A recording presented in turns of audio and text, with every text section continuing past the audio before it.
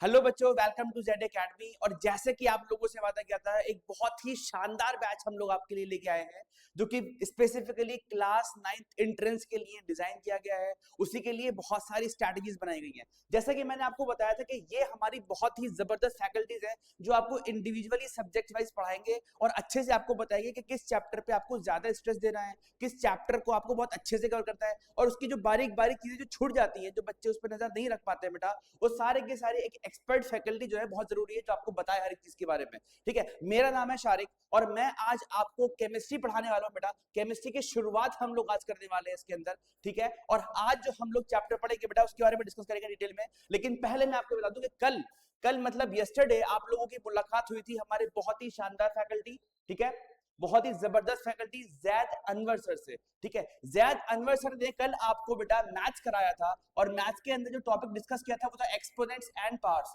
ठीक है, 28 of December को ये हुआ था, इसका मतलब कल हुआ था। Today is 29 of December. ठीक है, जो मैं आज आपको कराने वाला हूं वो है बेटा मेटल्स एंड नॉन मेटल्स। ठीक है, मतलब 29 ऑफ दिसंबर को आपका मेटल्स एंड नॉन मेटल्स किया जा रहा है बाय शारिक सर। और बेटा याद रखिएगा, आपको एक भी क्लास नहीं छोड़नी है। इसका मतलब जो कल आने वाला दिन है, वहां पे आपकी मुलाकात बेटा एक बहुत ही शानदार फैकल्टी से होने वाली है, हमारी हया मैम से, जो आपको पढ़ाएंगी एक्टिव एंड पैसिव वॉइसेस। बेटा याद रखिएगा कि languages are very very important in 9th entrance MU. ठीक है, बहुत ज्यादा इंपॉर्टेंट, इसलिए कल वाला लेक्चर आपको मिस नहीं करना है। और आज जो हम लोग चैप्टर की शुरुआत करने वाले हैं बेटा, वो चैप्टर है हम लोगों का बेटा materials, metals and non metals. मतलब ये वो चैप्टर है, मैं आपको जरा सा बता दूं इसके बारे में। ये वो चैप्टर है जो आपकी किताबों से हटा दिया गया है, जो एनसीईआरटी से गायब कर दिया गया है। लेकिन बेटा एक बात सच है, ये चैप्टर पढ़ने के बाद आपको फील होगा जो मैं कहने वाला हूं, कि ये चैप्टर आपकी पूरी केमिस्ट्री की बुनियाद है,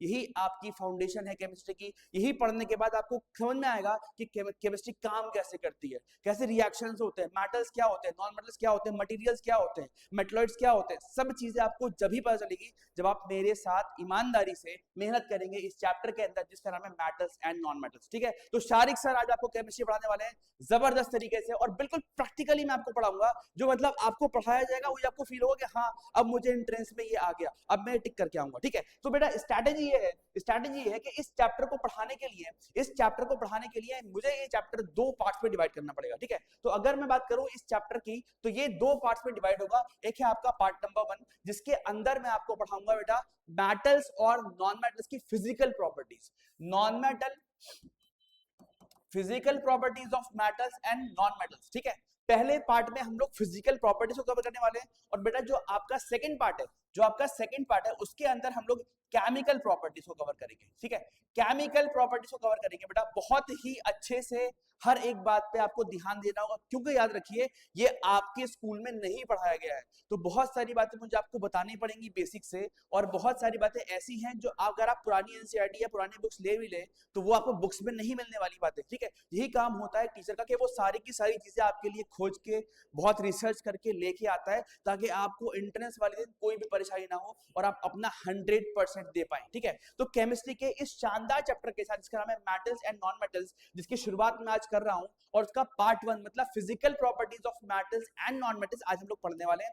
इसके बाद वाले लेक्चर में जब मैं केमिस्ट्री फिर से पढ़ाने आऊंगा आपको, तो हम लोग पार्ट 2 कवर करेंगे, जिसके अंदर हम लोग पढ़ेंगे बेटा मेटल्स और नॉन मेटल्स की केमिकल प्रॉपर्टीज। ठीक है, दो तरीके से या चैप्टर हमको पढ़ना है, पहला पार्ट 1 और दूसरा है पार्ट 2। ठीक है, तो चलिए बेटा बिल्कुल भी देर ना करते हुए हम लोग शुरू करते हैं अपना शानदार चैप्टर, जिसका नाम है metals and non metals by Shariq sir in Z Academy. ठीक है, देखिए जेड एकेडमी में यही एक फर्क है कि मैं वो चैप्टर आपको लाइव पढ़ाने वाला हूं, वो चैप्टर आपको इस ऑनलाइन बैच में पढ़ाने वाला हूं, वो चैप्टर आपको यूट्यूब पे पढ़ाने वाला हूं, जो बहुत ज्यादा इंपॉर्टेंट है यार। मतलब आप सोचो कि ये चैप्टर आपके एंट्रेंस में आएगा और ये चैप्टर बुक में है ही नहीं, कितनी खतरनाक बात है। ठीक है, तो ये मेरे ऊपर जिम्मेदारी बनती है कि मैं अपने बच्चों को अवेयर करूं, बताऊं इस चैप्टर के बारे में। ठीक है, तो सबसे पहले बेटा मैं आपको बताना चाहूंगा इस चैप्टर के बारे में कि ये जो आपको सामने एक टेबल दिख रही है, इसको हम लोग कहते हैं पीरियोडिक टेबल।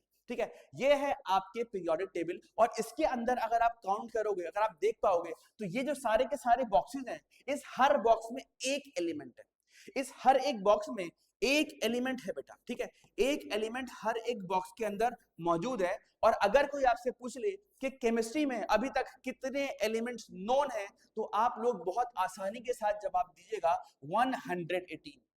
मतलब 118 100 एलिमेंट्स अब तक ऐसे हैं जो कि हम लोग खोज पाए हैं। अब याद रखिए, इसमें से कुछ एलिमेंट्स ऐसे हैं जो कि नेचुरल है, मतलब जो ऑलरेडी प्रेजेंट है, जो कि अर्थ पे पाए जाते हैं, और कुछ एलिमेंट्स ऐसे हैं जो इंसान ने लैब में बना लिया। ठीक है, मतलब सोचिए आप कि लैब के अंदर कोई नया एलिमेंट बना लिया, दैट इज केमिस्ट्री। ठीक है, जो भी बच्चे साइंस लेना चाहते हैं आगे चल के, मैं उनसे खास तौर पे उनसे कहूंगा कि पहले थोड़ा सा फोकस करिए कि हाँ, कुछ मेटल्स या कुछ नॉन मेटल्स या कुछ खास तरह के मटेरियल्स हम लोग अपनी लैब में बना भी लेते हैं, और जो अगला नॉन मेटल या मेटलॉइड जो अगला एलिमेंट बनाएगा उसको नोबेल प्राइज मिलेगा, इस बात की गारंटी।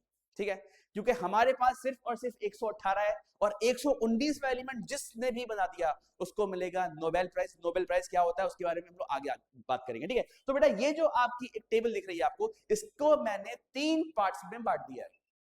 इसका मतलब ये हुआ कि जो आपके एलिमेंट्स होते हैं बेटा, वो 3 पार्ट्स में डिवाइडेड होते हैं, 3 पार्ट्स में डिवाइडेड होते हैं। ठीक है सर, पहले वाले पार्ट का नाम है मेटल, मतलब इसके अंदर बहुत सारे मेटल्स होंगे। ठीक है, बहुत सारे मेटल्स होंगे, और इसके अंदर बहुत सारे नॉन मेटल्स होंगे, और इसके अंदर कुछ होंगे बेटा मेटलॉइड्स। ठीक है, और जो ये कलर्स आपको दिख रहे हैं डिफरेंट डिफरेंट, तो मैंने बताया है कि ये जो आपका पर्पल या ब्लूइश कलर है, वो सारे के सारे बॉक्सेस जो हैं मेटल्स कहलाते हैं, जो इससे रिजेंबल करते हैं, जो इसके सिमिलर हैं, जो इससे मैच करते हैं। मतलब ये है कि सर ये metal metal metal metal metal metal metal metal metal metal metal, मतलब सारे के सारे क्या है, ये सब के सब क्या है बेटा, मेटल। ये सारे के सारे मेटल है। ठीक है, और ये वाला जो बॉक्स है, जो गोल्डन सा या येलोइश आपको दिख रहा है, these are non metals. Sir कितनी खतरनाक बात है कि आप जो हवा ले रहे हैं अपने अंदर, एयर, उस एयर के अंदर 21% ऑक्सीजन है, और ऑक्सीजन एक नॉन मेटल है। सर ये तो हमें पता ही नहीं था, आज आपको बहुत कुछ पता चलने वाला है।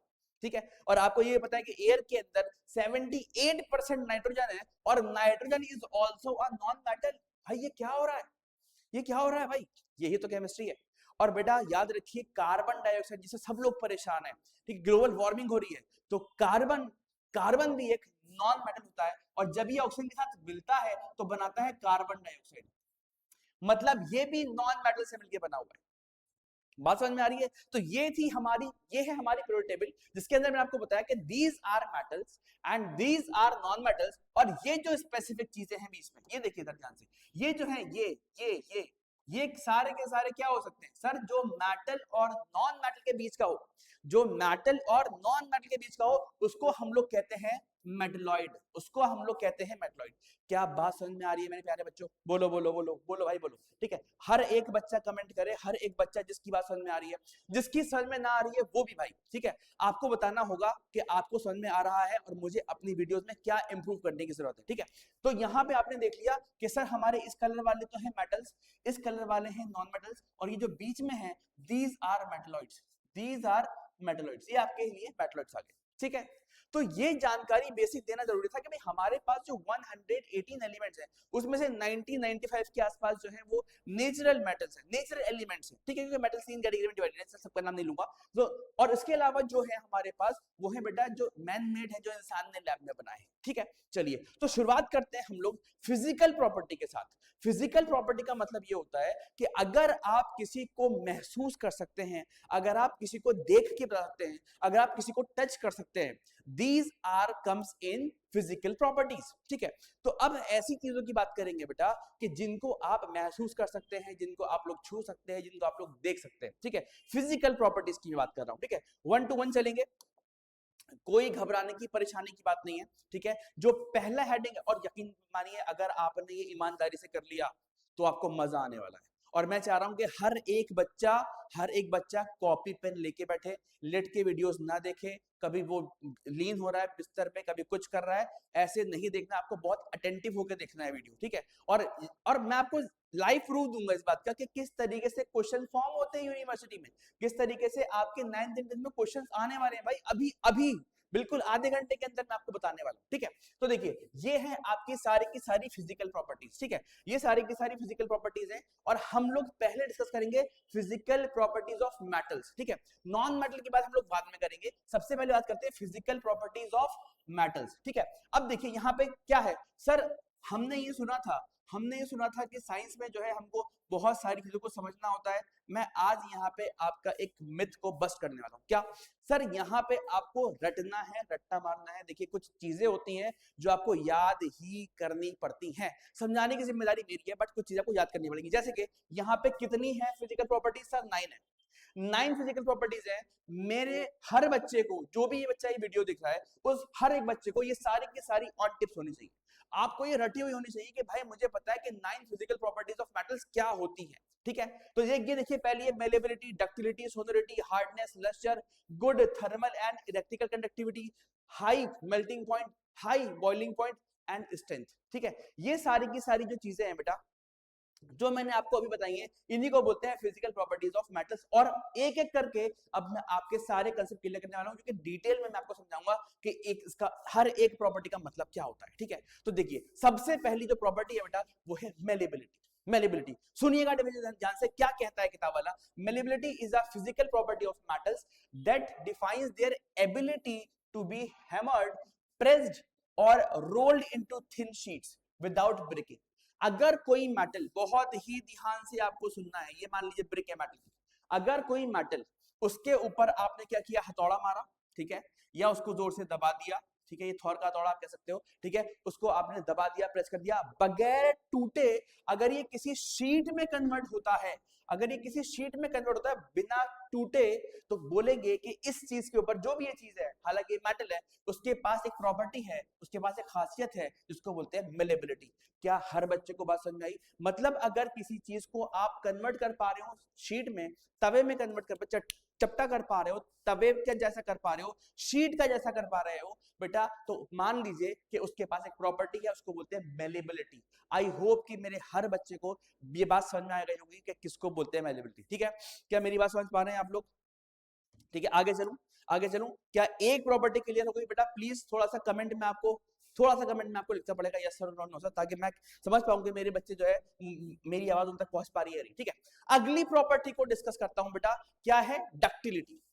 This is ductility. डक्ट का मतलब क्या होता है सर? डक्ट का मतलब, डक्ट का मतलब होता है पाइप, या पाइप जैसा, या वायर, या वायर। ठीक है, बात समझ में? सुनिएगा डिफरेंस क्या है, क्या है सर?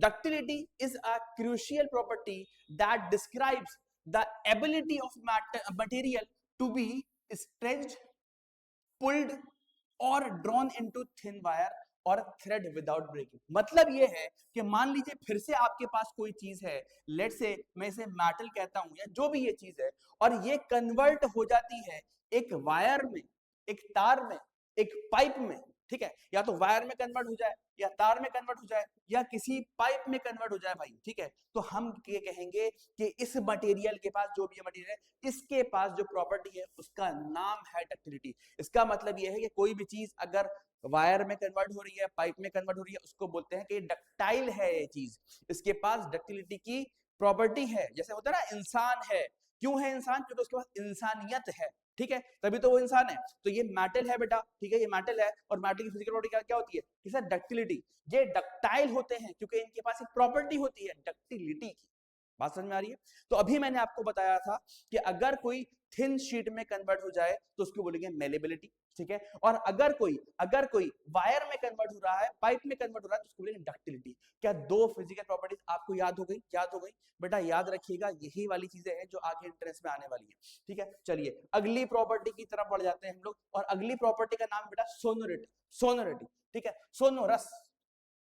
सोनोरिटी समझिएगा ध्यान से, is the property of producing a ringing sound. Please focus ringing पे। रिंगिंग क्या होता है? रिंग सर साउंड तो सब निकालते हैं, ये भी मारेगा तो आवाज आपको आएगी। आपके दिल की एक आवाज होती है, लब डब साउंड। आपको बायो में सर पढ़ाएंगे, बहुत शानदार तरीके से पढ़ाते हैं आज सर, यार कमाल कर देते हैं कभी कभी तो। ठीक है, मैं भी उनके पर्सनल लेक्चर्स देखता हूं, मतलब आप सोचिए आप। ठीक है, तो बहुत बढ़िया टीचर्स हमारे पास हैं आप लोगों के लिए। ठीक है, तो ये रिंगिंग, सर रिंगिंग का साउंड का मतलब क्या होता है? जिसमें से आवाज आती है टन टन टन टन, जैसे स्कूल की जो रिसेस की जो बेल होती है, टन टन टन टन, जैसे जो बेल होती है इसके ऊपर चर्च के ऊपर या मंदिर का घंटा होता है टन टन टन टन, वो साउंड को, टन टन वाले साउंड को रिंगिंग साउंड कहा जाता है। इसका मतलब ये हुआ कि सोनोरिटी का मतलब ये हुआ बेटा कि अगर कोई मटेरियल आपके पास है, और उस पे हिट करने के बाद टन टन वाला रिंगिंग वाला साउंड आता है, तो वो क्या हो जाएगा, वो हो जाएगा मेटल। क्या हो जाएगा, मेटल। इसका मतलब एक और हुआ क्या, कि जो भी आपका मेटल होता है उसके पास सोनोरिटी की प्रॉपर्टी होती है, मतलब वो सोनोरस होता है, मतलब वो टन टन की आवाज करता है जब कोई उस पे मारता है, स्ट्रक करता है। बात समझ में आ रही है? तो 3 प्रॉपर्टीज हमारी हो गई, पहला मैलेबिलिटी, दूसरा डक्टिलिटी, और तीसरा है बेटा सोनोरिटी। ठीक है, बात समझ में आ रही है? अगला जरा ध्यान से सुनिएगा, अगला है बेटा metal hardness. Metal hardness is a characteristic that determines the surface wear and abrasion resistance। देखिए, सरफेस वेयर एंड टियर आपने सुना होगा, कटना फटना, ठीक है।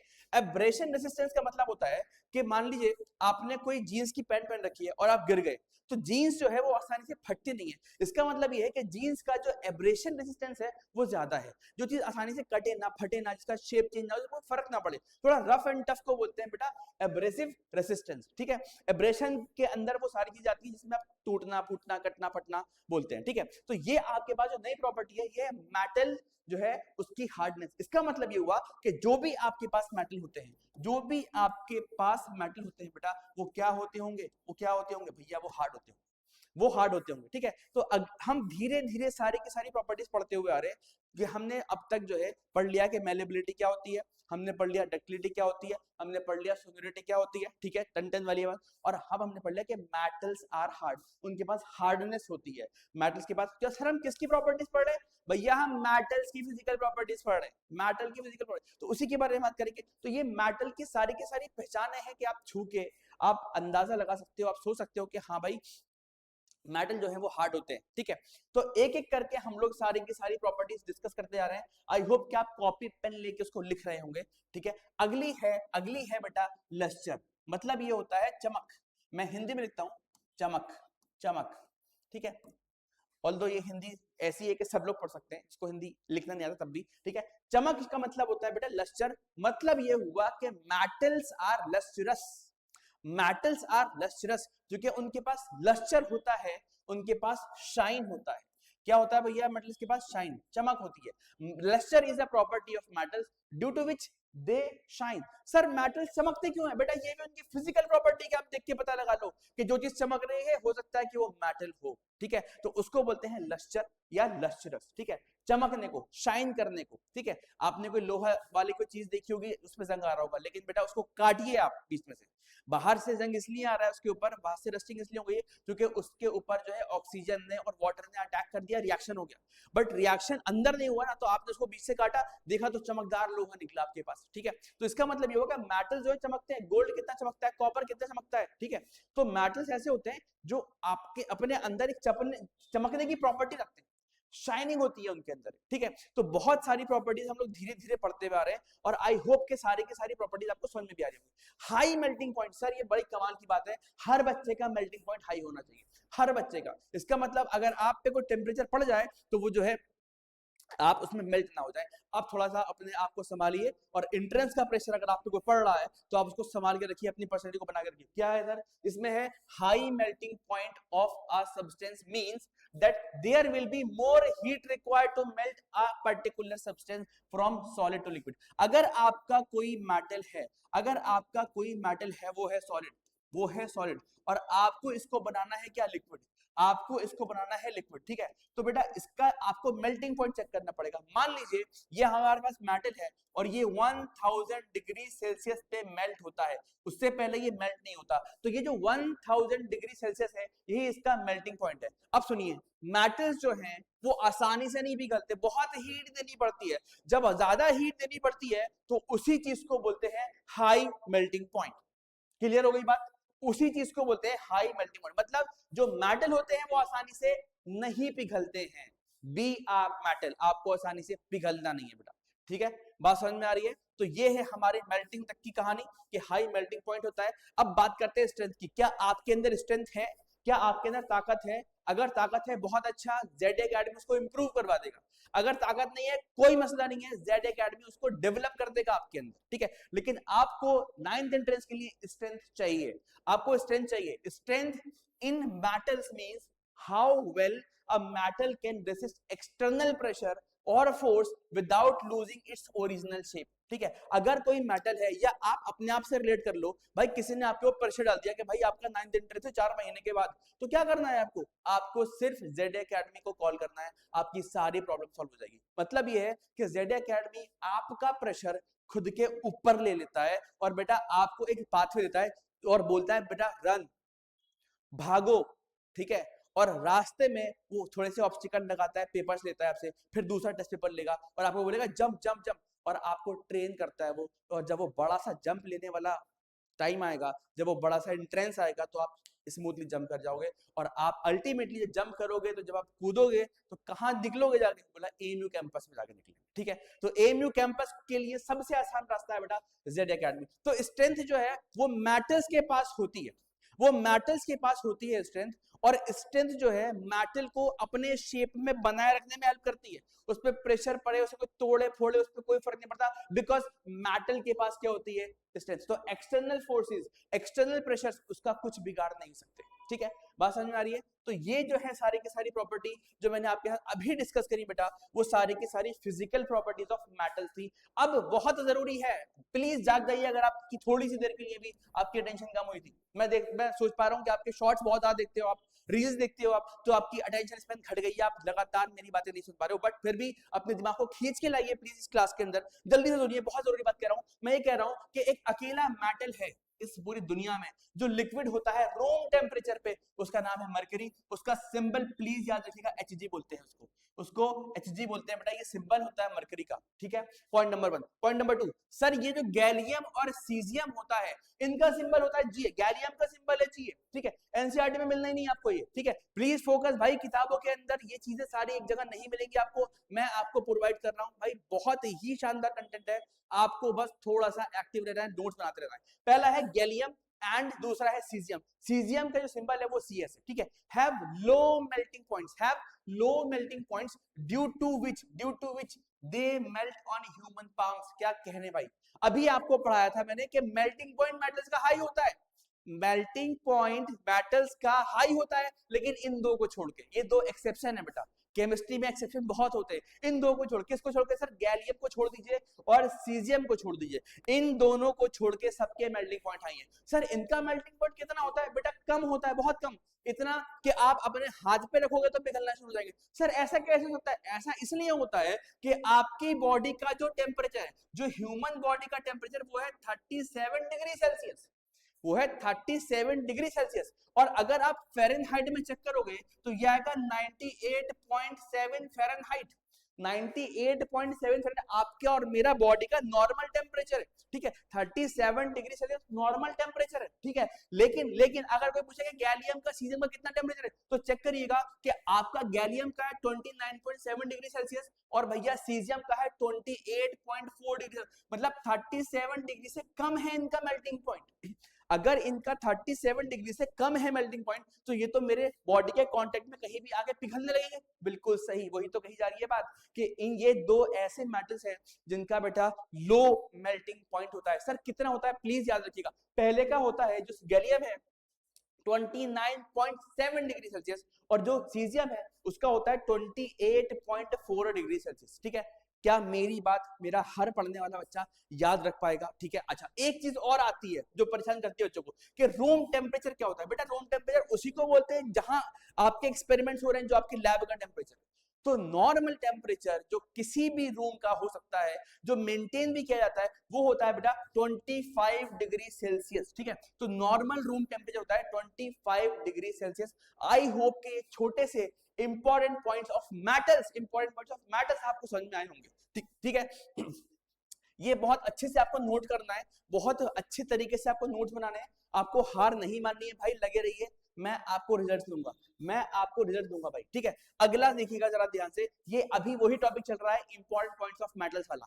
अगला है कि जिंक जो होता है ये एक मेटल है, लेकिन ये है ब्रिटल।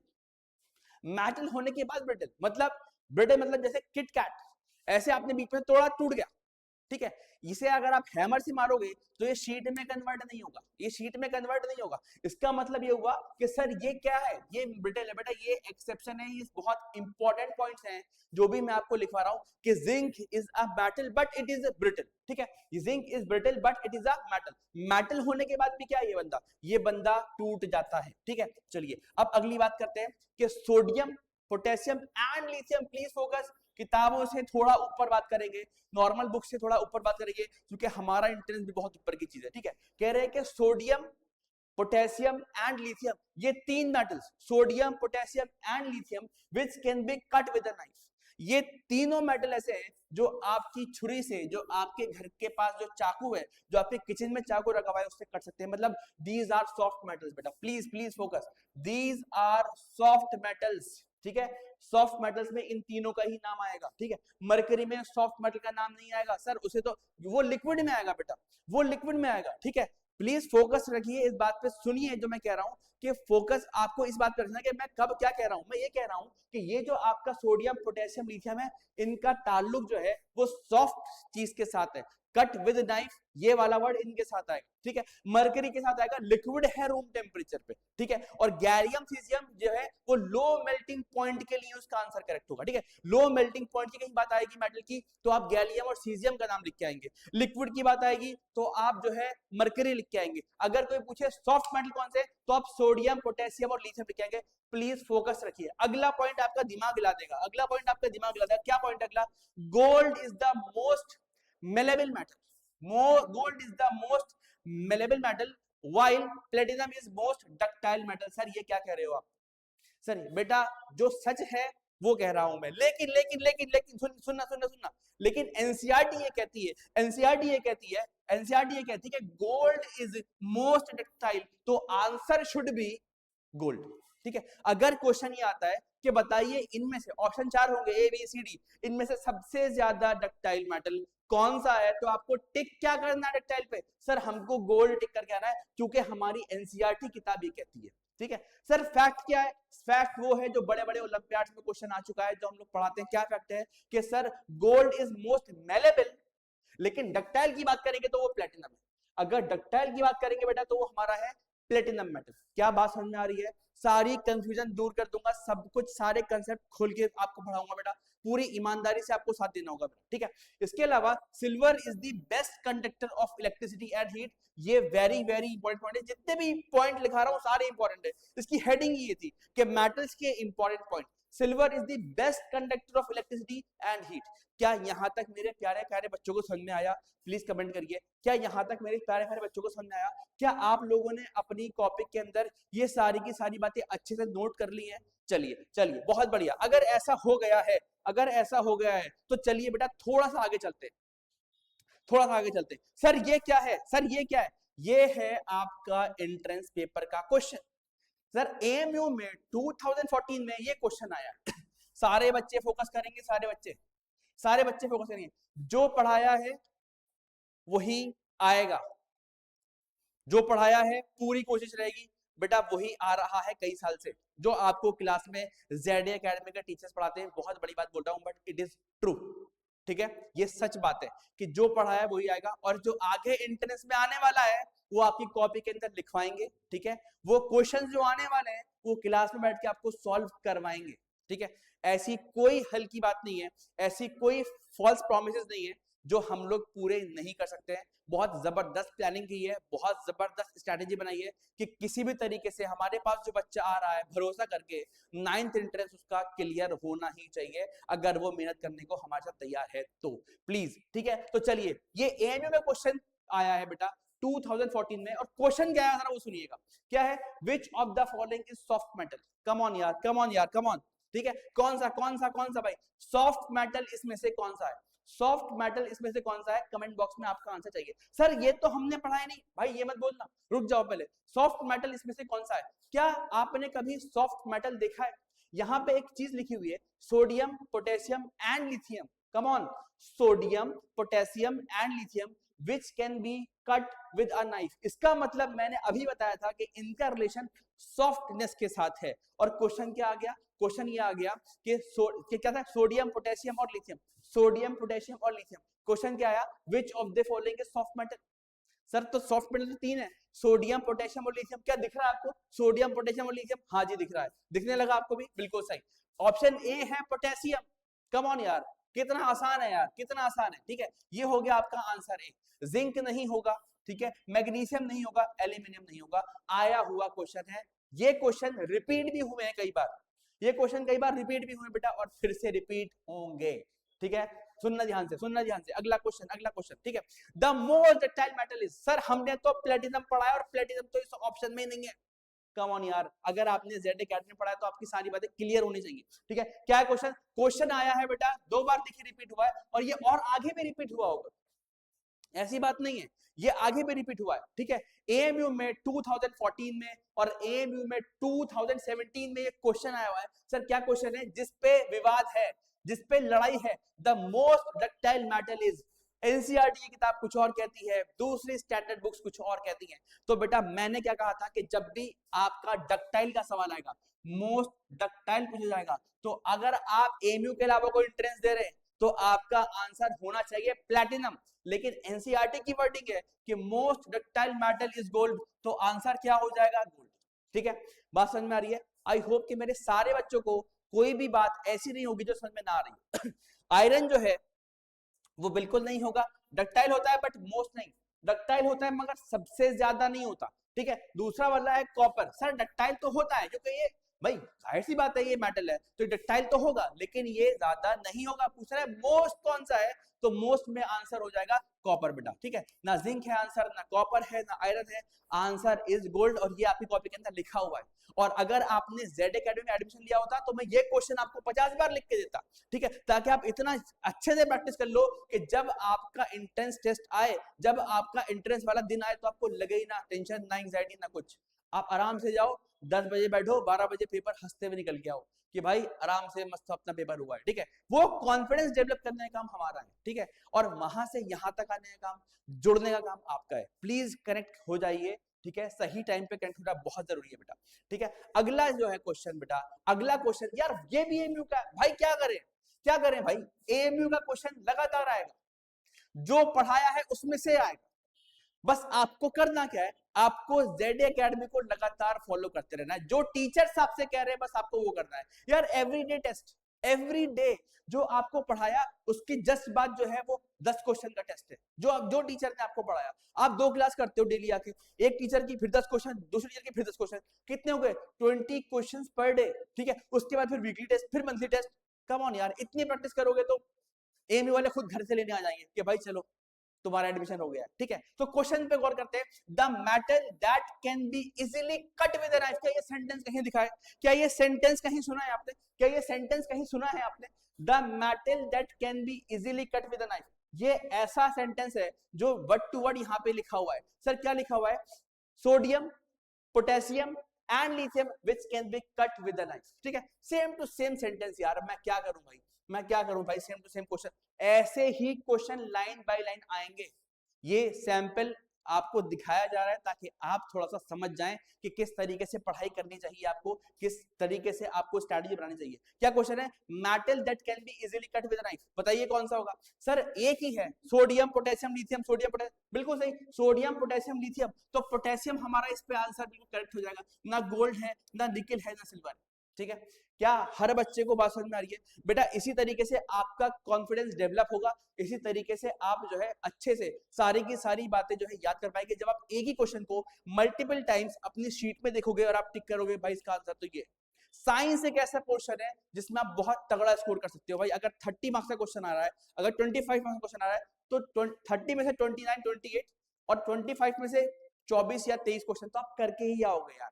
ठीक है, और मैथ्स के लिए तो लेजेंड्स हैं हमारे पास, उसकी टेंशन मत लो। हया मैम का कल लेक्चर है यार, ठीक है, तो वो भी आपको मिस नहीं करना है।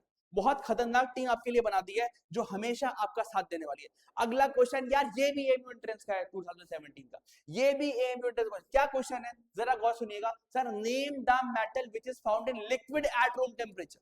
इतना मशहूर क्वेश्चन कि हर बच्चा इसका आंसर बोलेगा, ठीक है, ये भी आ चुका है में। सर हम सब जानते हैं कि लिक्विड तो एक ही है, मरकरी। अब मेरा सवाल उठता है यहाँ से, किस तरह से प्रैक्टिस आपको करनी है भैया? जरा मरकरी का सिंबल लिख दो कमेंट बॉक्स में, मरकरी का सिंबल कमेंट बॉक्स में लिख दीजिए प्लीज। सर क्या होता है, क्या होता है सिंबल? सिंबल होता है इसका Hg, Hg मरकरी का सिंबल होता है, आपको ध्यान रखनी है बात, ठीक है। अगर सिंबल पूछ लिया तो हर एक बारीक चीज पे आपकी नजर होगी, आपका टीचर जानता है कि किस तरीके से आपकी प्रिपरेशन करवानी है, ठीक है। तो यहां तक भी हम लोग आ चुके हैं और आगे चलता हूं बेटा इसके। अगेन अब तक जो पढ़ाया सारे क्वेश्चन अभी तक सिर्फ उसी से आए हैं भाई, अब तक जो पढ़ाया है सारे क्वेश्चन अभी तक उसी से आ रहे हैं, ठीक है। जो आगे पढ़ाऊंगा उससे भी क्वेश्चन आएंगे, और भाई जब सारा पढ़ा देंगे तो सारे क्वेश्चन उसी से आएंगे, ठीक है। कोई परेशानी वाली बात आपको नहीं है भाई, आपके सामने एक्सपीरियंस फैकल्टी होंगी, बहुत शानदार, ठीक है। Which of the following is the best conductor of electricity? Electricity का बेस्ट कंडक्टर कौन है? इलेक्ट्रिसिटी का बेस्ट कंडक्टर कौन है? अगर आपने थोड़ा भी ध्यान दिया हो, अगर आपने थोड़ा भी ध्यान दिया हो तो मैं आपको दिखाना चाहूंगा बेटा, मैं आपको दिखाना चाहूंगा ये लास्ट लाइन इस इंपॉर्टेंट पॉइंट की, इंपॉर्टेंट टॉपिक की। ये टॉपिक है हमारा इंपॉर्टेंट पॉइंट्स मेटल्स के, और ये हमारे पास है कुछ मेटल्स के पॉइंट, और आगे हमारे पास कुछ मेटल। उसकी लास्ट लाइन देखिएगा कि silver is the best conductor of electricity and heat. Silver is the best conductor of electricity and heat, ठीक है। अब मैं आपको ये बताना चाह रहा हूं कि सिल्वर जो है वो मेटल्स में, सिल्वर में अगर पूछता है कि कौन सा मेटल, तो आंसर होगा सिल्वर। कौन सी चीज, तो आंसर सिल्वर नहीं होगा बेटा। ये बारीक बातें, ये बारीक बातें जब आपको टीचर बताता है आपका दिमाग खुलता है कि भैया आपने तो ये ऐसा पढ़ा ही नहीं। देखिए मेटल जो है सिल्वर, अगर बहुत सारे मेटल के बीच में पूछा गया मेटल बताओ कौन सा ऐसा है जो कि बेस्ट कंडक्टर है इलेक्ट्रिसिटी का मेटल्स में, तो आंसर सिल्वर होगा। बेस्ट कंडक्टर हीट का कौन है, तो आंसर सिल्वर होगा। लेकिन अगर पूछ ले के पूरे 118 एलिमेंट्स में से बताइए कि कौन सा वाला ऐसी कोई दुनिया में कोई ऐसी चीज है जो बेस्ट कंडक्टर ऑफ हीट हो, तो उसका जवाब है diamond. Best conductor of heat, कोई इस सेंटेंस में मेटल का यूज नहीं किया मैंने, तो इसका जवाब होगा डायमंड, ठीक है। लेकिन अगर पूछेगा कौन सा मेटल ऐसा है जो बेस्ट कंडक्टर ऑफ इलेक्ट्रिसिटी है या बेस्ट कंडक्टर ऑफ हीट है, तो आंसर होगा सिल्वर। ये बारीक बारीक बातें समझने के लिए आपको टीचर की जरूरत पड़ती है बेटा, और ऐसा टीचर जो कई साल से आपको पढ़ा रहा हो, जो कई साल से टेस्ट की तैयारी करवा रहा हो, ठीक है। इसलिए मैं कहता हूं कि सही जगह पे जाना आपका बहुत जरूरी है। Which of the following is the best conductor of electricity? इसके अंदर से ये चार, बस ये चार ऑप्शन दिए हुए, इसमें से कौन सी चीज बेस्ट कंडक्टर है इलेक्ट्रिसिटी की? बेटा अगर आपने कॉपी के अंदर नोट कर रखा है तो आपसे अच्छा टिक कोई नहीं कर पाएगा इसका आंसर। क्या है इसका आंसर? सर इसका आंसर तो अब हम सबको पता है, सिल्वर सिल्वर सिल्वर, ठीक है। सर इसके अंदर तो कहीं मेटल का यूज ही नहीं किया। बेटा मेटल का यूज नहीं किया, बट आप देख पाएंगे कि सारे के सारे जो हमारे ऑप्शंस हैं, सारे के सारे जो हमारे ऑप्शंस हैं वो हैं मेटल्स। तो इसका मतलब ये क्वेश्चन किसके रिगार्डिंग पूछ रहा है? मेटल के रिगार्डिंग। अगर यहाँ पे डायमंड भी लिखा होता तो आप कुछ टिक ना करते, आप डायमंड टिक करके चले आते, आपका नाम आया था, ठीक है। तो ये बारीक बारीक बातें हैं जो आपको टीचर ही बता सकता है, ठीक है। अगला अगला, ये सारे के सारे क्वेश्चंस वो थे जो मैंने आपको अभी पढ़ाया उसमें से आ रहे हैं, बात याद रखिएगा बेटा, ठीक है। चलिए चलिए चलिए चलिए चलिए चलिए, ठीक है। फिजिकल प्रॉपर्टीज ऑफ मेटल पढ़ लिया, अब नॉन मेटल की बारी है यार। और एक हैक मैं आपको बता दूं, जरा एक हैक मैं आपको बता दूं, बच्चे कहते याद नहीं होगा तो सुनना ध्यान से। जो भी मेटल की फिजिकल प्रॉपर्टीज होगी नॉन मेटल की, उसकी अपोजिट प्रॉपर्टीज होंगी। 1 to 1 चेक करवाता हूं, जरा चेक करिए। सर सबसे पहले हमने पढ़ा था कि मेटल जो होते हैं वो मेलेबल होते हैं और डक्टाइल होते हैं, हाँ बिल्कुल ठीक। लेकिन नॉन मेटल के साथ कहानी उल्टी है कि नॉन मेटल जो है वो ना ही तो मेलेबल होते हैं ना ही डक्टाइल होते हैं, जस्ट उल्टा, जस्ट उल्टा, ठीक है। अगला चेक करो बेटा, non metals do not conduct heat and electricity. Sir क्या मेटल हीट और इलेक्ट्रिसिटी कंडक्ट करते हैं? हाँ भैया करते हैं, बिल्कुल करते हैं। लेकिन नॉन मेटल जो है वो हीट भी कंडक्ट नहीं करते और इलेक्ट्रिसिटी भी कंडक्ट नहीं करते। क्या मेरे प्यारे प्यारे बच्चों को बात समझ में आ रही है? तीसरा, non metals are not lustrous. भैया मेटल्स तो शाइनी होते थे, ठीक है। तो नॉन मेटल कैसे देंगे? उसका उल्टा क्या है? नॉट शाइनी, नॉन लस्ट्रस हो जाएंगे भैया आपके मेटल्स, ठीक है। आपके नॉन मेटल्स जो है वो नॉन लस्ट्रस हैं, they are dull, they are डल। जो नॉन मेटल्स जो होते हैं वो चमकते नहीं है, वो डल होते हैं, उनके अंदर से कलर्स जो है वो रिफ्लेक्ट नहीं होते, ठीक है। बात समझ में आ रही है, बात समझ में आ रही है? मतलब चमकीलापन नहीं होगा नॉन मेटल में, मेटल्स में होगा। तो बिल्कुल अपोजिट है, अगर आप गौर कर पा रहे हैं तो, ठीक है। Non metals are generally soft. भैया ये सुना था ना आपने, हार्डनेस, हार्डनेस किसकी प्रॉपर्टी थी? मेटल्स की। Metals are hard, metals are generally hard. लेकिन अगर बात नॉन मेटल से करेंगे तो non metals are generally soft. किसको छोड़ के? सर डायमंड को छोड़ के। देखिए सुनिए, यहाँ पे भी एक बहुत बारीक बात है जो सिर्फ आपको टीचर ही क्लियर कर पाएगा। सर डायमंड जो है वो क्या है? देखिए डायमंड जो है वो कार्बन की एक फॉर्म है, डायमंड एक कार्बन की फॉर्म है, ठीक है। दुनिया, अब कार्बन क्या है? कार्बन तो एक एलिमेंट है, लेकिन डायमंड थोड़ी एक एलिमेंट है, डायमंड थोड़ी ना एक एलिमेंट है। तो क्या है? Diamond is a substance. कुछ किताबों ने इसको सब्सटेंस कह के पुकारा है, कुछ किताबों ने इसको सब्सटेंस लिखा है, कुछ किताबों ने इसको नॉन मेटल लिखा है। प्लीज फोकस कर सुनिएगा। तो जो हमारे पास डेटा है उसके हिसाब से नॉन मेटल जो है वो सॉफ्ट होते हैं, लेकिन किसको छोड़ के? डायमंड को छोड़ के, ठीक है। अगला पॉइंट है non metals are not strong. यार मेटल्स आर स्ट्रॉन्ग, ठीक है, तो non metals are not strong, ठीक है। They are easily broken. कितना आसान है याद करना। अगर आपने एक प्रॉपर्टी, एक तरह की प्रॉपर्टी याद कर रखी है, दूसरी वाली बिल्कुल फ्री, बिल्कुल उसके अपोजिट, ठीक है। तो हर बच्चे को बात समझ में आ रही होगी। और देखिए नॉन मेटल्स में बी solid liquid gases at room temperature, ठीक है।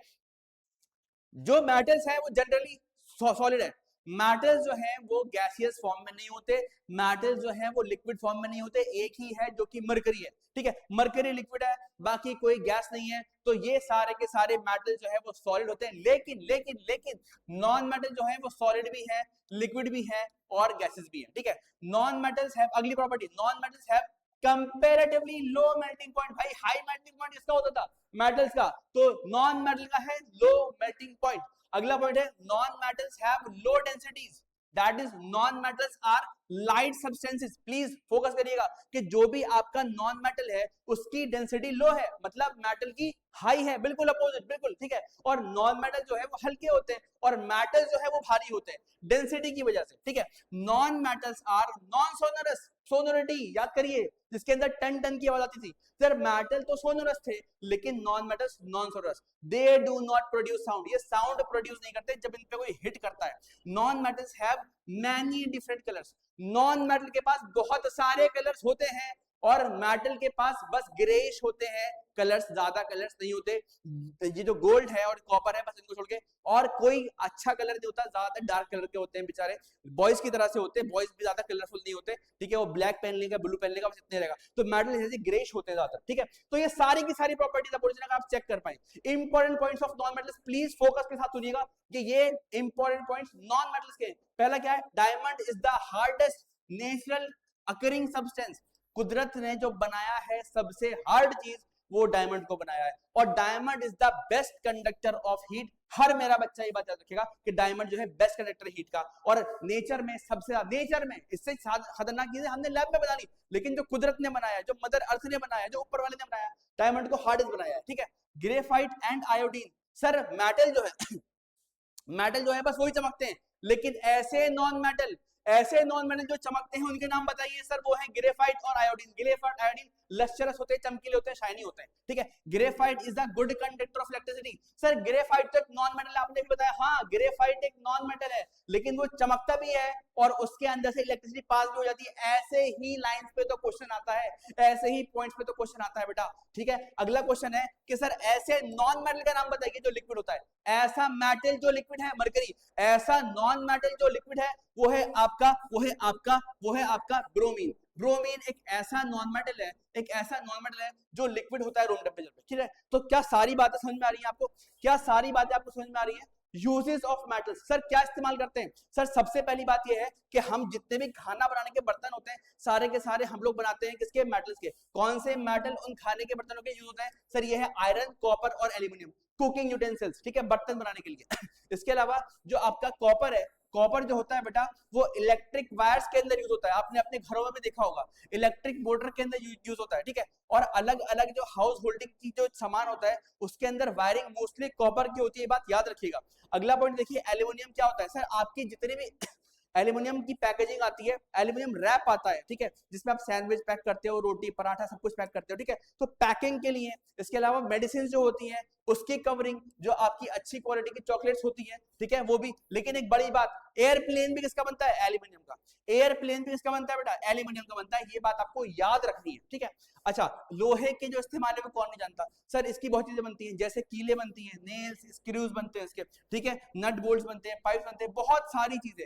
और खतरनाक बात क्या है सर, ये आपके ब्लड में भी है। हाँ, ये हमारे ब्लड में भी होता है, ये हीमोग्लोबिन होता है, ठीक है। हीमोग्लोबिन हमारी बॉडी के अंदर, हीम का मतलब होता है आयरन, आयरन का सिंबल होता है Fe, ठीक है, और एक होता है ग्लोबिन, ग्लोबिन मतलब प्रोटीन। इन दोनों को मिला के बनता है हीमोग्लोबिन, और हीमोग्लोबिन के अंदर, आपके खून के अंदर, आपके ब्लड के अंदर लोहा है, आयरन है, ठीक है। ये वेरी वेरी इंपॉर्टेंट, बहुत ज्यादा इंपॉर्टेंट ये चीजें हैं बेटा जो मैंने आपको बताई, ठीक है। तो ये थे यूज ऑफ मेटल्स।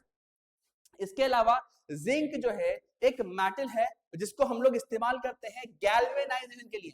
गैल्वेनाइजेशन के लिए क्या भैया, ये आगे बात होगी, बस याद रखिए कि लोहे के ऊपर हम लोग एक परत चढ़ाते हैं टिन की, सॉरी जिंक की, उसको बोलते हैं गैल्वेनाइजेशन। आयरन के ऊपर एक लेयर चढ़ा दिया, उसको बोल दिया galvanisation. Silver, gold and platinum metals ये ज्वेलरी के लिए इस्तेमाल होते हैं बेटा। किसके लिए?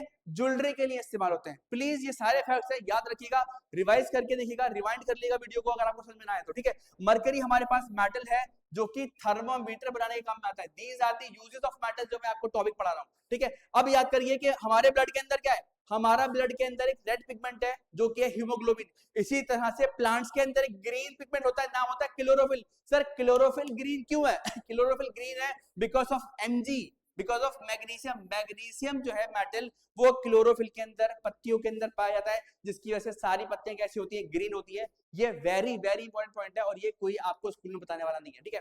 तो ये इस तरह के यूनिक पॉइंट्स मैं आपको बता रहा हूँ, ठीक है। इसके अलावा जो लास्ट टॉपिक हमारा है, use of non metal. Non metal का इस्तेमाल क्या है? सर ऑक्सीजन जो हम लोग इस्तेमाल करते हैं, प्लांट इस्तेमाल करते हैं सांस लेने के लिए ऑक्सीजन। नाइट्रोजन जो है बेटा वो किसके लिए इस्तेमाल होता है? याद रखिए, नाइट्रोजन एक नॉन मेटल है जो कि फर्टिलाइजर बनाने में के काम में आता है, जो कि आपके चिप्स के पैकेट के अंदर, मतलब पैकेजिंग में काम आता है, क्योंकि ये नॉन रिएक्टिव गैस होती है, तो इसके ये सारे इस्तेमाल है। क्लोरीन, क्लोरीन क्यों इस्तेमाल होता है? सर क्लोरीन वाटर को साफ करने के काम में आता है, क्योंकि ये जर्म्स को किल कर देता है। क्योंकि आपका जो क्लोरीन है वो एक ऐसा नॉन मेटल है जो जर्म्स को किल कर देता है, और जर्म्स अगर किल हो जाएंगे तो आपका जो वाटर है वो प्योरीफाई हो जाएगा।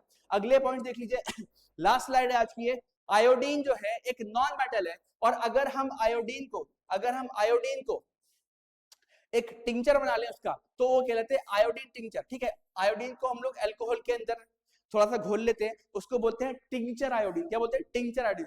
टिंचर आयोडीन एक काम करता है बहुत बढ़िया एंटीसेप्टिक के जैसा। एंटीसेप्टिक मतलब आप उसे वुंड्स पे लगाइए, जख्मों पे लगाइए, तो आपका जो जख्म है उसके ऊपर फर्दर बैक्टीरियल ग्रोथ नहीं होगी, फर्दर कोई दूसरा माइक्रो ऑर्गेनिज्म पे ग्रोथ नहीं करेगा। अगर तो आयोडीन जो है जब वो बनता है टिंचर आयोडीन, तो वह एंटीसेप्टिक की तरह काम करता है, और ये आपके जख्म को धोने के काम में आता है टिंचर आयोडीन, ठीक है। ये बहुत इंपॉर्टेंट पॉइंट है, समझ में नहीं आया तो प्लीज वीडियो को रिवाइज करिए। सल्फर और फास्फोरस ये पटाखे बनाने का काम में आते हैं, फायर क्रैकर्स, ठीक है। और सल्फर जो है वो वल्कनाइजेशन के लिए इस्तेमाल होता है। सल्फर देखिए, अभी था गैल्वेनाइजेशन और ये वल्कनाइजेशन, मैं डिटेल में आगे इनके बारे में बताऊंगा, ठीक है। बस आप एक लाइन सुन लीजिए कि रबर जो होती है वो सॉफ्ट होती है। रबर को अगर हार्ड करना है, टायर बनाते हैं रबर, टायर बहुत हार्ड रबर का बनता है, तो उसको हार्ड करने के लिए रबर को हम लोग कुछ केमिकल डालते हैं, सल्फर डालते हैं उसमें, उसको बोलते हैं वल्कनाइजेशन, ठीक है। ये है हमारा last, carbon is non metal which is used as fuel. Carbon जो है नॉन मेटल है, लेकिन हम उसे जलाने के काम में लेते हैं, हम उसे ईंधन बनाते हैं, फ्यूल बनाते हैं उससे, ठीक है। फॉर्म्स ऑफ कार्बन जो है वो फ्यूल की तरह काम करती है, जैसे चारकोल, कोक और कोल, ठीक है। कोल से इलेक्ट्रिसिटी बनती है इंडिया के अंदर, बहुत सारी चीजें ऐसी हैं। तो यहां तक मैंने आपको पढ़ाया है, और यकीन मानिए बहुत जबरदस्त क्वेश्चन इसके ऊपर चाहेंगे, ठीक है। आज की क्लास मैं यहीं पे एंड करूंगा, लेकिन उससे पहले मैं आपको बता दूं बेटा कि ये जो सारी की सारी फैकल्टीज है, बेटा ये आपका इंतजार कर रही है। और अगर आप कल आ सकते हैं तो प्लीज इस टाइम पे आइए, क्योंकि कल हमारी हया मैम आपका एक्टिव वॉइस पैसिव वॉइस जो है पढ़ाने वाली है। इससे पहले आपको जैद अनवर सर ने मैथमेटिक्स पढ़ाया है। जैद अनवर सर ने आपको कल मैथमेटिक्स पढ़ाया था, उसकी वीडियो देखिए, बहुत शानदार वीडियो है। जो कल मैम इंग्लिश पढ़ाएंगी उसकी वीडियो देखिए। जो आज मैं पढ़ा रहा हूँ बार बार उसको देख सकते हैं आप लोग। जो आपको पॉइंट समझ में ना आए, वो जो क्लियर ना हो, प्लीज कमेंट बॉक्स में भेज दीजिए, ठीक है। और याद रखिए 27 ऑफ दिसंबर को आपको आहत सर ने पढ़ाया था micro organism chapter, very very important chapter यार। जो क्वेश्चन सबसे ज्यादा बायो में लेके आता है वो चैप्टर है माइक्रो ऑर्गेनिज्म, और आहत सर उसकी शुरुआत कर चुके हैं। 27 ऑफ दिसंबर को लेक्चर वो यूट्यूब चैनल पे आ गया था जेड एकेडमी के, ठीक है। तो यहाँ पे मैं सभी लोगों को टाटा बाय बाय बोलता हूँ। और बेटा मैं उम्मीद करता हूँ कि आपको समझ में आया होगा। अगर आपको समझ में नहीं आया है तो कोई परेशानी नहीं है, आप चैट बॉक्स में लिख दीजिए, ठीक है। और ये हमारे जो है कॉन्टेक्ट डिटेल्स हैं, यहाँ पे आप लोग व्हाट्सएप पे कांटेक्ट कर सकते हैं। ये इंस्टाग्राम हैंडल है, ठीक है। और यूट्यूब पे तो आप मुझे देख ही रहे हैं, ठीक है। तो चलिए मिलते हैं बेटा नेक्स्ट टाइम, और उसका पार्ट 2 मैं उसके अंदर लेके आऊंगा, जिसके अंदर बेटा 10 साल के सारे क्वेश्चन हम लोग कवर करने वाले हैं, ठीक है। चलिए नेक्स्ट टाइम मिलते हैं। Thank you so much, tata bye bye.